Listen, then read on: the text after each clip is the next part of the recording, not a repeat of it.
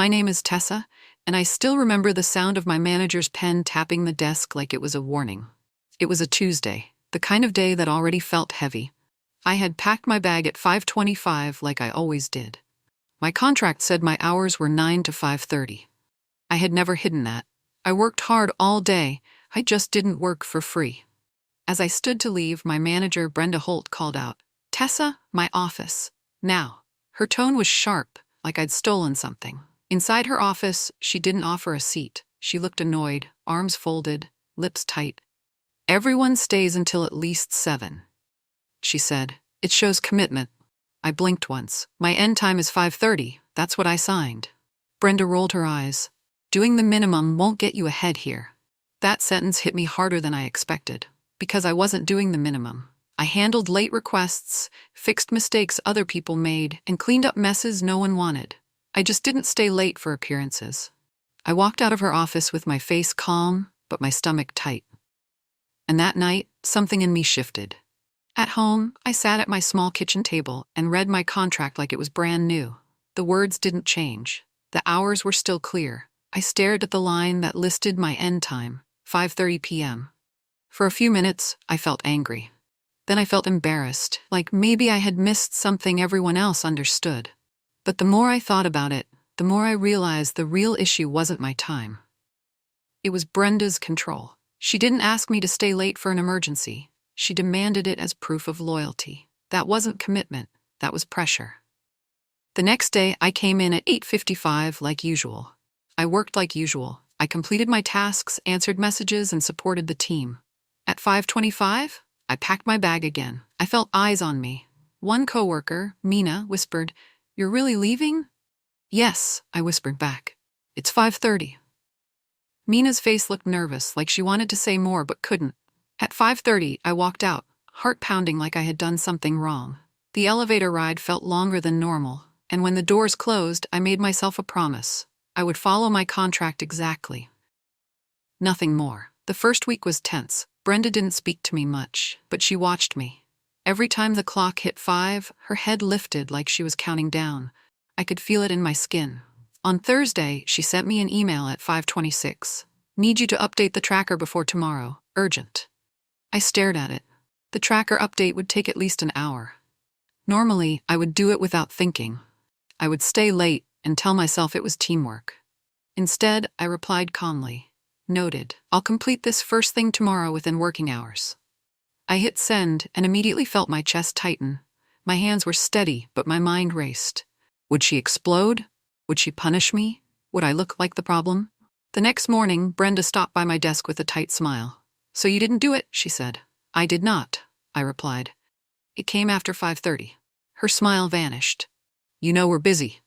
"I know," I said, "but I'm not approved for overtime."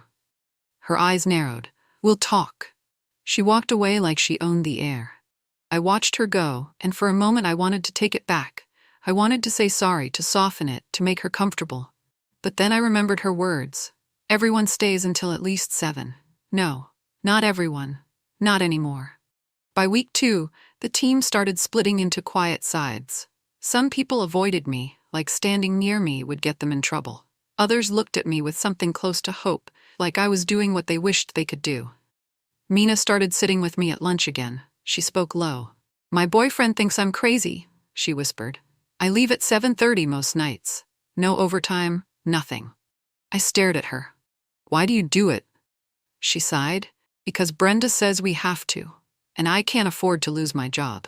That was the first time I heard fear in someone's voice at work. Not stress. Fear. That same afternoon, Brenda called a team meeting. She stood in front of the room with a practiced smile. "We've noticed some people are not aligning with our culture," she said. "Our culture is dedication." I felt her eyes hit me like a spotlight. "No one is forced," she added quickly. "But if you want growth, you show up beyond the basics." People nodded quietly. A few glanced at me and then away. At 5:30, I left again. This time, I didn't run to the elevator. I walked. I held my head up. Even if my hands shook inside my pockets, I told myself, following a contract is not rebellion, it is reality. And if they hated reality, that was their problem. On the 3rd week, the write-up happened. I came in to find an envelope on my desk. My name was written neatly on the front. I opened it and felt my stomach drop. It was an official warning letter from Brenda. It said I had shown a lack of commitment by leaving early and refusing to support the team. Leaving early, at 5:30, my contracted end time. I read it twice just to be sure I wasn't misunderstanding. My hands started to tremble, not with fear, but with shock. She had made my contract sound like bad behavior. She had put it in writing. I walked to Brenda's office, holding the paper like it was evidence. She looked up and smiled like she'd been waiting. "Yes? This says I left early," I said. My voice was calm but tight. Brenda leaned back. "Because you did. My shift ends at 5:30. She shrugged. "That's the minimum expectation, but here we go above." I took a slow breath. "This is a formal warning." "Yes," she said, "and it stays on your record." Something cold settled in my chest, not panic, not tears. Clarity. I nodded once, turned, and walked back to my desk. Then I did something I had never done before. I scanned the letter, saved it to a personal folder, and emailed a copy to myself. If she wanted proof, I would keep proof. After the write-up, Brenda acted like she had won. She walked past my desk with extra confidence. She spoke louder in meetings. She assigned me tasks 5 minutes before 5:30, like she was testing whether I would break. I didn't. I worked with focus during the day, and I left on time. Every day. By week 4, the pressure around the office got heavier. People stayed late but looked tired. The lights above our desks stayed on like a silent threat. Then one evening, Mina slipped a note onto my keyboard before she left for the restroom. "HR is watching. Don't fold." My heart thumped. I looked around, but no one seemed to notice. The next day, 2 people called in sick. Another person arrived late, eyes puffy from sleep. Brenda looked angry but also stressed, like the workload was swallowing her. At 5:10, she slammed a folder on my desk. "I need this finished tonight." I didn't touch it yet. "When do you need it?" "Tomorrow morning," she snapped. "Obviously." I nodded. "Then I'll start at 9 and finish it." Her face twisted. "You're unbelievable." I kept my voice even. "My hours end at 5:30. Brenda leaned close and hissed, "You're not gonna like what happens next." I met her eyes. "I'm not doing anything wrong." She smiled like she didn't care. And that scared me more than her anger. Exactly 1 month after the write-up, I got an email from HR. "Tessa, please come to meeting room B at 2 p.m. My pulse jumped. HR meetings were never casual. People didn't get invited to HR for compliments. At 1:55, I walked down the hallway with a tight throat. The carpet felt too soft, like I was walking through fog. When I reached the room, I saw Brenda inside. She was sitting with a smug expression, hands folded, posture perfect. She looked like someone waiting to watch a punishment. That made my stomach flip. An HR representative, Miss Patel, gestured for me to sit. Her expression was neutral, but her eyes were sharp. "Thanks for coming, Tessa," she said. I sat down slowly. "Of course." Miss Patel slid a folder forward. "We've been reviewing timesheets and manager actions across the department." Brenda's smile stayed. Miss Patel continued, "A write-up was issued to you for leaving at 5:30 p.m. Brenda nodded, still smug. Miss Patel looked directly at Brenda now. "Writing up an employee for leaving at their contracted end time goes against company policy." Brenda's smile twitched. Miss Patel added, "It also raises concerns about unpaid overtime expectations." The air changed instantly. Brenda's face tightened. "We have targets," she said quickly. "Everyone stays. It's normal." Miss Patel didn't blink. "Normal doesn't mean legal. We have multiple complaints. Your write-up is documented evidence." Brenda's cheeks started turning red. And suddenly, I understood. Brenda hadn't trapped me. She had trapped herself. Miss Patel opened the folder and pulled out printed pages. I recognized my write-up on top. "We've received reports from several employees," she said, "that they feel pressured to work unpaid overtime. Some have shared messages, call logs, and time records." Brenda's voice rose. "Who said that?" Miss Patel's tone stayed calm. "We don't disclose names, but we do investigate patterns." Brenda looked at me sharply, like she thought I'd reported her. I kept my face neutral. Miss Patel continued. "Legal reviewed the documentation. The conclusion is clear. There has been improper pressure on staff, and the write-up issued to Tessa should not have happened." Brenda swallowed hard. "So what now?" Miss Patel's eyes stayed steady. "First, this write-up will be removed from Tessa's record. Second, your department will be instructed that no one works past contracted hours without approved overtime and overtime pay. Third, Brenda, you will attend compliance retraining. Brenda's face went bright red. She opened her mouth, but no words came out. Miss Patel turned to me. Tessa, we're sorry this happened. You did not violate any policy. My throat tightened. I nodded. Thank you. Then Miss Patel said, we may follow up with you. If you experience retaliation, report it immediately. Retaliation. That word sat in my head like a warning sign. Brenda forced a stiff smile and stood up quickly. I have work to do, she said. She left the room fast, heels clicking like anger. I stayed seated, breathing slow. Relief washed over me, but it was mixed with something else. Because I knew Brenda, and Brenda would not forget this. The next day, the office felt different. A company-wide email went out at 9:15. Reminder, all overtime must be approved in advance. Working outside scheduled hours without approval is prohibited. People read it silently, then looked around like they didn't know how to behave. At 5:30, something strange happened. People started leaving. Not all at once, not loudly, but steadily. Chairs rolled back, bags zipped, computers shut down. It felt like the room was exhaling after holding its breath for years.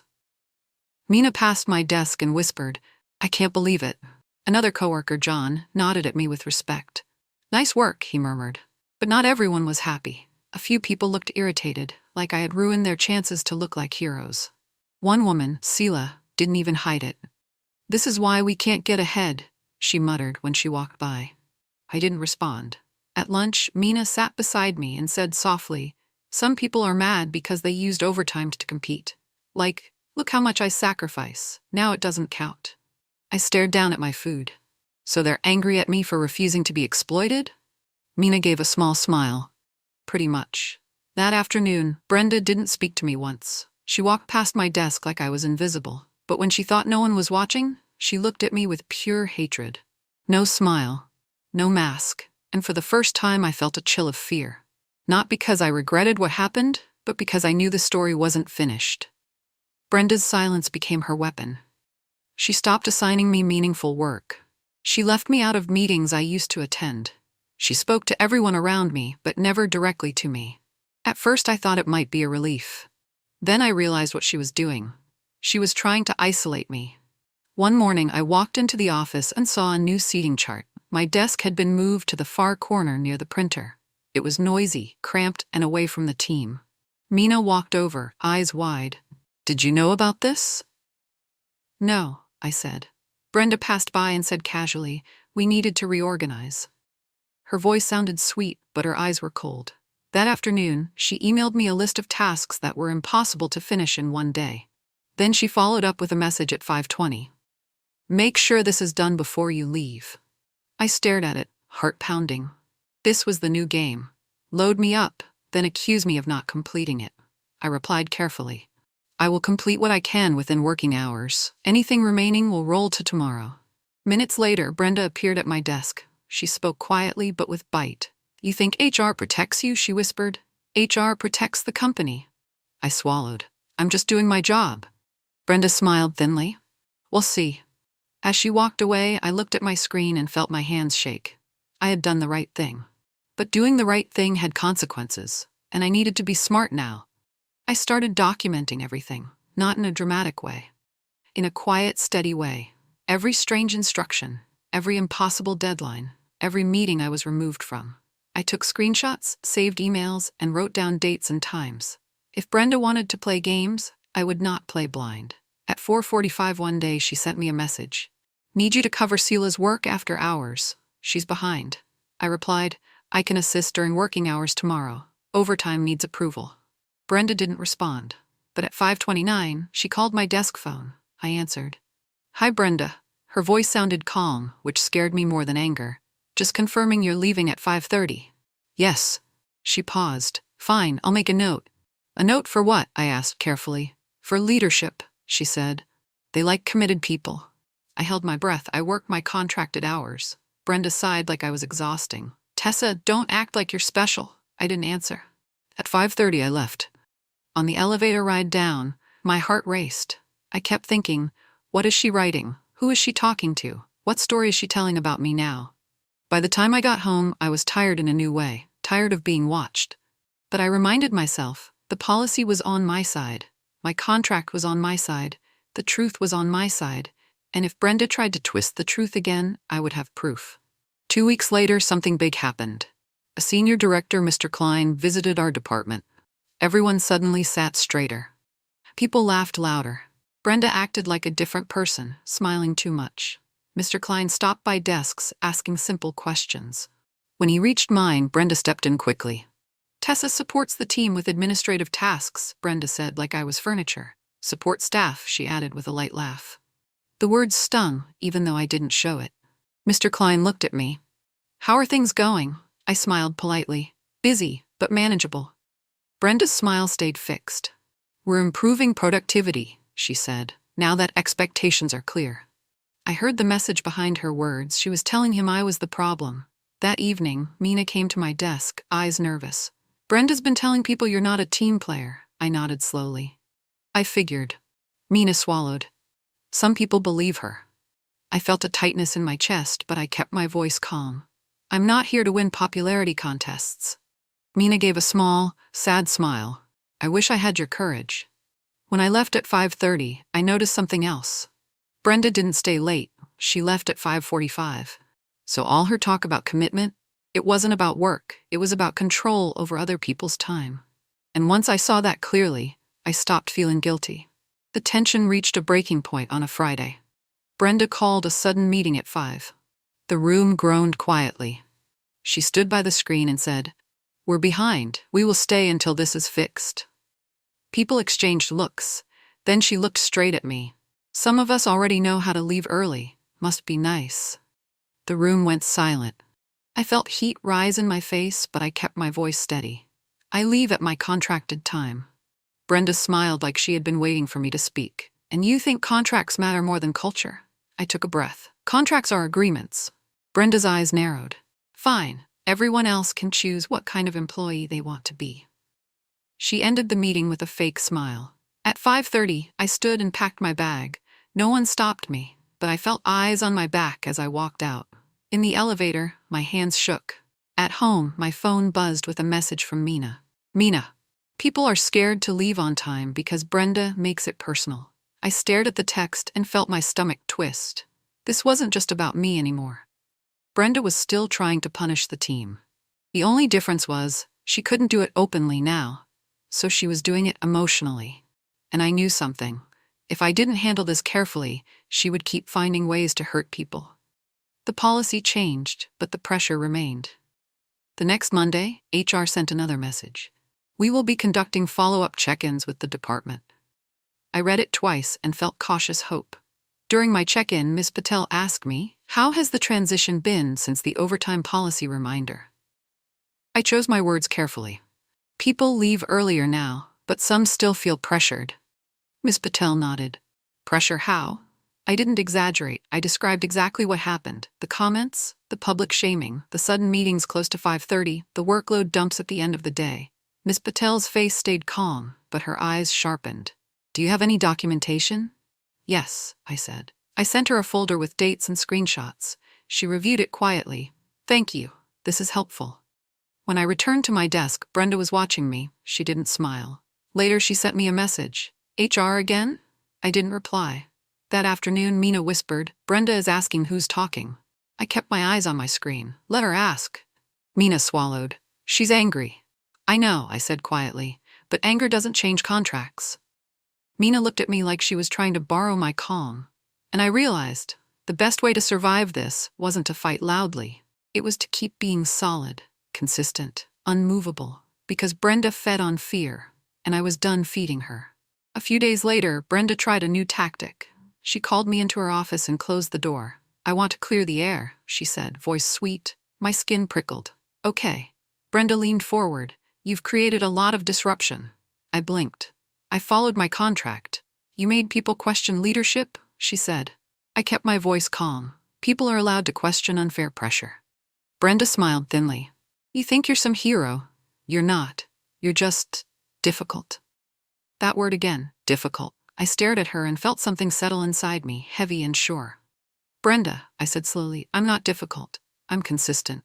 Her smile vanished. Watch your tone. My tone is professional, I replied. If you have performance concerns, put them in writing.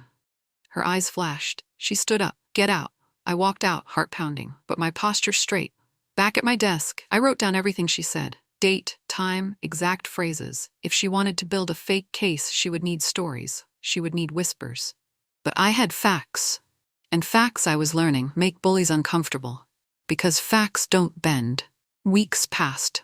The office slowly adjusted to the new rules. People started taking lunch breaks again. Some even looked healthier. The culture of staying late just to prove something began to crack. But Brenda didn't crack. She became quieter, sharper, and more strategic. One afternoon, she sent me a calendar invite for a performance review with no warning. My stomach dropped. The meeting included Brenda and a different HR person, Mr. Lewis, someone I didn't know. Brenda started talking first. Tessa has been less engaged lately, she said smoothly. I stared at her. Less engaged? Mr. Lewis looked at me. What's your response? I kept my tone calm. I've met my deadlines and followed my contract. Brenda smiled. Exactly. The contract is all she cares about. I turned to Mr. Lewis. I care about doing my job well, but I also care about being treated fairly. Mr. Lewis nodded slightly. Do you have performance metrics? Brenda hesitated. We have a sense. A sense isn't evidence, Mr. Lewis said. Brenda's jaw tightened. I realized something in that moment. Brenda was trying to punish me without breaking policy. She wanted me to look bad, not because I failed, but because I refused to be controlled. After the meeting, Mr. Lewis emailed me privately. If anything changes in your role, document it. We are monitoring. My hands shook as I read it, not from fear this time, but from relief, because I wasn't alone. Still, the social part got harder. Some coworkers were grateful, but they didn't want to be seen near me. Others were openly cold. One afternoon, Sela walked past my desk and said, "Hope you're happy. Now we're all watched." I kept my voice calm. No one should be pressured into free work. Sela rolled her eyes. You ruined the system. I looked up. The system was ruining people. She scoffed and walked away. Mina sat down beside me later, whispering, "She's mad because she used to get praised for staying late. Now she has nothing special." I nodded. That was the truth. Some people built their identity on sacrifice. When sacrifice becomes optional, their status disappears. But that wasn't my responsibility. My responsibility was my work, my health, and my contract. That evening, I left at 5:30 as usual. Outside, the sky was pink and soft. For the first time in months, I didn't feel guilty walking to the bus stop. I felt proud, quietly, not because I had won, but because I had chosen myself, and I hadn't backed down. The real twist came when Brenda made a mistake she couldn't hide. She sent a department-wide email by accident. It was meant for managers only. The subject line said, "Late stay strategy." My heart pounded as I opened it. Brenda wrote, "We must rebuild the expectation of staying late. We can't pay overtime, so frame it as development. Those who resist should be flagged as low potential." My stomach dropped. There it was. Proof. Not hints, not tone, not feelings. Written proof that she planned to pressure people again, just with nicer words. Within minutes, the email disappeared. Brenda tried to recall it, but it was too late. People had seen it. Mina ran to my desk, eyes huge. "Did you read it?" "Yes," I whispered. She swallowed. "That's evil." At 10:30, HR sent an urgent message. "All staff, please forward any copies of the late stay strategy email to HR." Brenda walked around the office like a ghost, face pale, smile gone. At lunchtime, she didn't eat. She didn't talk. She just stared at her screen like it could save her. That afternoon, HR asked me to come in again. This time, Brenda wasn't smug. She wasn't even invited. Because now, HR wasn't investigating a complaint. They were investigating a plan, and Brenda had written it herself. In the HR meeting, Ms. Patel looked serious. "We received multiple forwarded copies," she said. "This email is not acceptable." I nodded once. Ms. Patel leaned forward. "Tessa, thank you for consistently maintaining your contractual boundary. It helped expose a larger issue." I swallowed hard. I didn't mean to cause chaos. Miss Patel's voice softened slightly. "You didn't?" Brenda did. Then she asked, "Has Brenda ever pressured you directly to work past hours without overtime pay?" "Yes," I said, "many times." Ms. Patel wrote notes. "Do you have documentation?" "I do," I replied. "Emails, messages, dates." I sent everything. Ms. Patel looked up. "We're taking action. You may notice changes soon. If you experience any retaliation or hostility, report it immediately." When I returned to the office, Brenda was gone. Her chair sat empty. Her office door was closed. Rumors spread fast. Some people whispered she was in a meeting. Others said she was being reviewed. At 5:10, an all-staff message came from HR. Reminder: no employee is required to work beyond contracted hours without overtime approval and pay.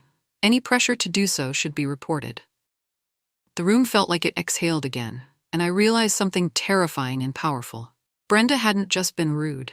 She had been running a system of quiet exploitation, and now that system was collapsing. 2 days later, HR announced Brenda would be stepping away while an internal review finished.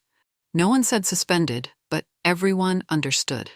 A temporary manager, Hannah, took over. Her first meeting with the team was short. "I want to be clear," Hannah said. "Work is work. Time is time. We don't steal time." Some people looked stunned, like they had never heard a manager say that out loud. Hannah continued, "If you stay late, you get paid. If we need more hands, we hire more hands." I felt my shoulders drop like a weight had been removed. After the meeting, Mina hugged me quickly in the hallway. "Thank you," she whispered. "I'm going home to eat dinner with my family tonight." I smiled, eyes stinging. "You deserve that." But not everyone smiled. Sela walked by, face tight, and muttered, "Enjoy being HR's favorite." I didn't respond. That afternoon, I got another message from HR. "Tessa, leadership would like to meet with you next week." My stomach tightened again. Meet with leadership?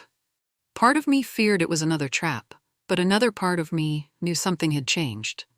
Because the company couldn't pretend anymore. The problem wasn't people leaving on time. The problem was the people who punished them for it. And somehow, I was standing in the middle of that truth. The leadership meeting happened on Wednesday. I walked into a bright conference room with glass walls and a long table. Hannah was there. Ms. Patel was there. 2 senior leaders sat across from me. One of them, Mr. Sato, spoke first. "Tessa, thank you for coming." I nodded. "Of course." Mr. Sato folded his hands. "We want to acknowledge you were treated unfairly. The write-up was wrong. The pressure was wrong." My throat tightened. I nodded again. Ms. Patel added, "We're implementing department changes and mandatory training. We are also reviewing overtime records." Mr. Sato looked at me. "We also want to ensure you feel safe here." Safe. That word hit me harder than I expected. I took a breath. I want to do my job without being punished for following the contract. Hannah nodded. "That's the standard." Mr. Sato continued, "Brenda's review is ongoing. We can't share details, but we are taking this seriously." I sat up straighter. "Thank you." Then he said something I didn't expect. "Your consistency helped highlight a compliance risk. That matters." I didn't smile. I didn't celebrate. I just felt steady. When the meeting ended, Ms. Patel walked me out. "Some co-workers may be cold," she said quietly. "Change scares people, but you did the right thing." I nodded, but my stomach still felt tight. Because doing the right thing wasn't the end. The aftershocks were. And I still had to live in that office every day. Back at my desk, the atmosphere was uneasy. People were friendlier than before, but cautious. Like everyone was learning new rules and didn't want to step wrong. Mina acted normal again, and that helped. She chatted, joked, and asked about my weekend plans like the world wasn't burning. But Sela stayed cold. She whispered with others, and when I walked by, the whispering stopped. One afternoon, I overheard someone say, "Tessa got Brenda in trouble." I stopped walking. I turned slightly and said calmly, "Brenda got Brenda in trouble." The hallway went silent. My heart thumped, but my voice stayed steady. A few days later, Brenda returned to collect her personal things. She walked through the office with a stiff face and tight jaw. When her eyes met mine, she didn't look angry anymore. She looked humiliated. She stopped near my desk and spoke quietly, forced. "You think you won?" I kept my face neutral. "I think contracts matter." Brenda's mouth twitched. "This company will chew you up if you don't bend." I looked at her and said, "Then the company needs fixing." Brenda's eyes flashed, but she said nothing. She grabbed her box of items and walked away. And as she left, I felt a strange sadness. Not for her. For the years of fear she had spread like normal air. With Brenda gone, the work improved. Hannah redistributed tasks fairly. Deadlines became realistic. People stopped pretending exhaustion was a badge. The best part was the quiet. No more late-night messages. No more guilt-filled meetings at 5. No more whispers about commitment. One evening, I watched people pack their bags at 5:25 like it was normal. Mina smiled at me. Can you believe this is what normal should be? I smiled back. I can now. But I still felt cautious. When you survive pressure, you learn to watch for it. You learn that bad behavior can return with a new face and a softer voice. So I stayed consistent. I did excellent work in my hours. I communicated clearly. I asked for written instructions when something felt off. And slowly, people stopped seeing me as the problem. They started seeing me as a boundary that held. Scylla didn't become friendly, but she stopped being openly hostile. She started leaving on time too, even if she never thanked me. That was fine. I didn't need her approval. The truth had already done its work. And the most surprising part? My performance didn't drop without overtime. It improved, because I wasn't running on fear anymore. 2 months later, HR sent a final update. They didn't use dramatic words. They didn't announce it like gossip. But the message was clear. Department leadership restructure complete. Compliance training finalized. Overtime approval system implemented. Translation: they had cleaned the mess. Hannah called me into her office later. I want to talk about your growth, she said. My stomach tightened, out of habit, but her face was kind. You're organized, she said. You communicate clearly. You set boundaries without drama. That's leadership. I blinked. I didn't mean to lead anyone. Hannah smiled. You did anyway. Then she offered me a development plan with real steps, training, mentorship, and project ownership. During paid hours. No vague promises. No stay until 7 and we'll see. Real structure. I left her office feeling lighter than I had in a long time. That night, Mina texted me. Mina, I ate dinner at home again. 3rd day in a row. I forgot what that felt like. I smiled at my phone. The revenge in this story wasn't yelling or ruining someone. It was something quieter. It was refusing to donate my life to a job that tried to steal it. And watching the system change because it couldn't hide anymore. Sometimes I still think about the day Brenda wrote me up for leaving at 5:30. I remember how small I felt. I remember wondering if I was wrong for wanting my own time. Now, when I pack my bag at 5:25, I don't feel nervous. I feel calm, because I learned something important. Boundaries are not selfish, they are protection. I also learned that when one person stands firm, it creates space for others to breathe. Some coworkers still act distant. Some still think I mess things up. But the truth is, the mess was already there. I just stopped pretending it was normal.